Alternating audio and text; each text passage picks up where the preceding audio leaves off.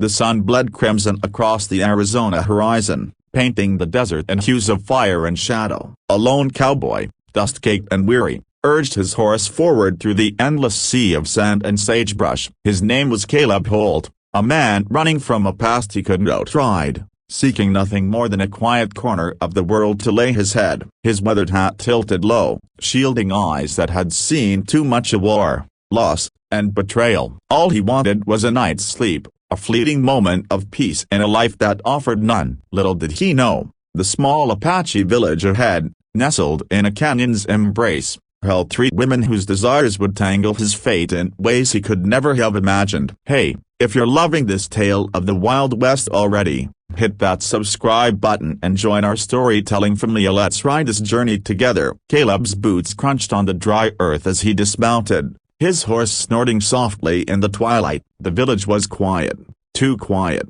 The kind of stillness that hums with secrets. He'd heard of this place, a whispering canyon, a settlement of Apache families who'd carved out a life after the wars, far from the reach of soldiers and settlers. He didn't plan to stay long, just a barn to bed down in, maybe a meal if he was lucky. His hand rested on the revolver at his hip, not out of fear, but habit. A man like Caleb didn't survive a decade on this frontier without learning to trust the weight of iron. As he led his horse toward a cluster of adobe huts, 3 figures emerged from the shadows. Women, their dark hair braided with beads that glinted in the fading light, their eyes sharp and unyielding. The tallest stepped forward, her presence commanding, her face etched with a grief that seemed to carry the weight of the desert itself. "You're far from home, stranger," she said, her voice low but firm, like the wind before a storm. Her name was Nellie, and she carried herself like a warrior, though her hands bore no weapons,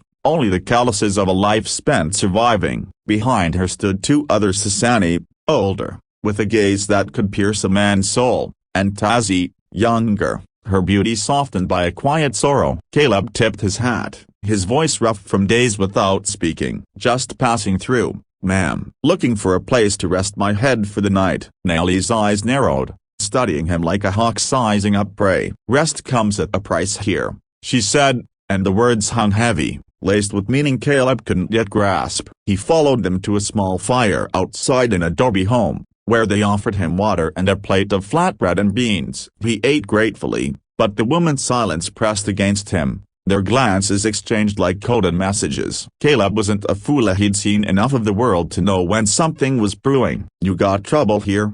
he asked, setting the plate down. Sunny, the eldest, leaned forward, her voice steady but laced with pain. "Our husbands were killed 6 months ago. Apache warriors, taken by raiders who wanted our land. We are widows now, but this village is ours. We will not leave it." Caleb nodded, understanding loss too well. "I'm sorry for your grief," he said, "but I ain't one for staying. I move on come dawn." Tazi, the youngest, spoke for the first time, her voice soft but piercing. "What if we asked you to stay?" Caleb froze, his hand tightening around his tin cup. The question wasn't a request, it was a challenge. Over the next hour, as the stars burned bright above the canyon, the women revealed their plan. The village was dying. Without men to protect it, raiders circled like vultures, waiting for the moment to strike. The widows had fought to keep their home, but they needed more than courage. They needed a man to stand with them, to claim their land as his own, to give them the strength of a family again. "We don't ask for love," Nellie said, her eyes locking onto Caleb's. "We ask for a husband, one man, for 3 of us, to protect this place, to give us a future." Caleb's jaw tightened. He'd run from ties, from roots, from anything that bound him to one place. The idea of tying himself to 3 women, even in name only, felt like a noose tightening around his neck. "I ain't the marrying kind," he said, standing to leave. But Sanny's voice stopped him cold. "You think you can outrun what's coming? Those raiders will burn this village to ash, and us with it. You stay, you save us, you run, our blood's on your hands." Caleb bedded down in a barn that night, but sleep wouldn't come. The women's words echoed in his mind, stirring memories he'd buried deep. He thought of his sister, lost to sickness years ago, and the promise he'd made to protect Kira, a promise he'd failed to keep. Guilt gnawed at him, sharper than the desert wind. By morning, he'd made up his mind to ride on,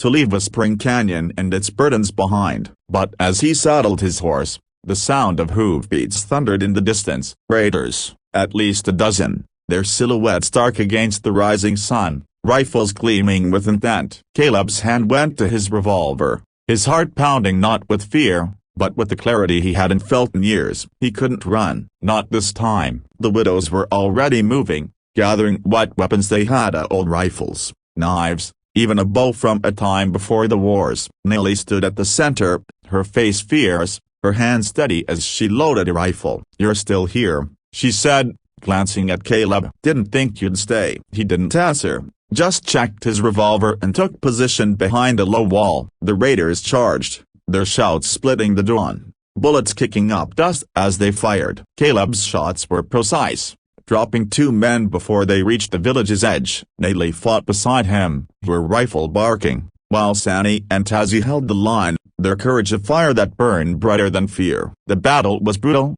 blood soaking the earth, but the widows fought like they had nothing left to lose. And Caleb, for the first time in years, fought for something other than himself. When the dust settled, the raiders were gone, some dead, others fled. The village stood, battered but unbroken. Caleb's arm bled from a grazing bullet, but he waved off Tazzy's attempt to tend it. "I'm fine," he muttered, though his eyes lingered on the women, their faces streaked with dirt and defiance. Nellie approached him, her expression unreadable. "You fought for us," she said. "Why?" Caleb didn't answer right away. He looked out at the canyon, at the horizon that had always called him to run. "Maybe I'm tired of running," he said finally. The woman didn't press him, but their silence was an invitation, a question left unanswered. Over the next days, Caleb stayed, helping rebuild what the raiders had torn down. He taught Tazzy to shoot straighter, helped Sandy repair a broken fence, and sat with Nellie by the fire,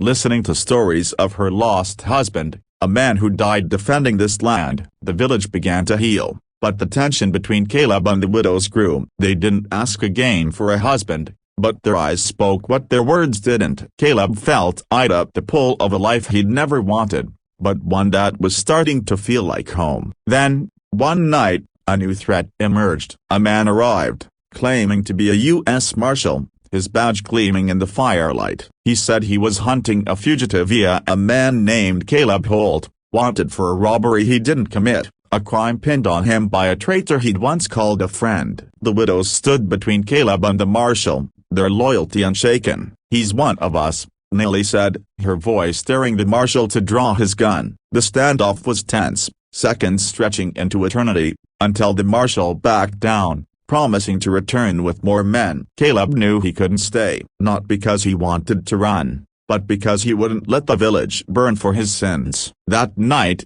he packed his saddlebags, leaving a letter for the widows. "You gave me a reason to stop running," he wrote, "but I won't let my past take your future." He rode out before dawn, the canyon swallowing his shadow. But the widows weren't women to let fate decide their story. Nellie, Sandy, and Tazzy tracked him, finding him camped by a dry riverbed 2 days later. "You don't get to decide alone," Nellie said, her voice fierce but trembling. "We fight together, or we fall together." Caleb looked at them, these 3 women who'd lost everything but refused to break, and something inside him shifted. He wasn't just a drifter anymore, he was theirs. The story doesn't end with a wedding or a neat bow. Caleb stayed, not as a husband, but as a partner, a protector, a man who'd found a purpose in the unlikeliest of places. The Marshal returned, but so did the village, standing as one against the lawman's threats. Whispers of their stand spread across the frontier, a tale of 3 Apache widows and a cowboy who chose to fight for a home he never meant to find. And you, watching this story unfold, where are you tuning in from? Drop a comment and let us know which part of the country you're watching from, and if this tale of courage and connection hit you as hard as it hit us.